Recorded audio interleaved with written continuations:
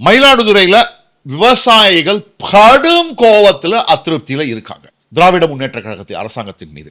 எங்க போனாலும் கஞ்சா எங்க பார்த்தாலும் இருக்குங்க அப்படின்றாங்க. அதுக்கப்புறம் அந்த கஞ்சாவினால மகளிருக்கு சேஃப்டியே கிடையாது. மெயின் வந்து கஞ்சா கஞ்சா அதிக சில பசங்க இன்னைக்கு காலேஜ் பசங்கலாம் ஸ்கூல் பசங்க வரைக்கும் கஞ்சா இருக்கு. நம்ம வீணா போறாங்க. அது ஒரு ஒழுங்கான நடவடிக்கை இல்லை.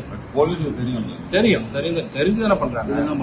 எப்படி தெரியாம இருக்கும். இப்ப எடப்பாடியோட ஆட்சியும் ஸ்டாலின் ஆட்சியும் கம்பேர் பண்ணாங்களா மக்கள்?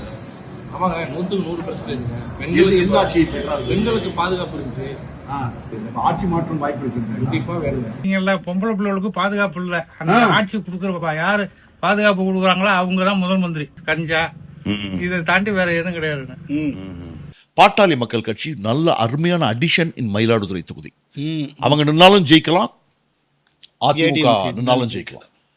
ஓட்டு எப்படின்னா எடப்பாடி என்ன பண்ணும் நாங்க பாமக வந்து எடப்பாடியோட பேருக்கு அன்புமணி பின்னாடி பாமக அன்புமணி தான்.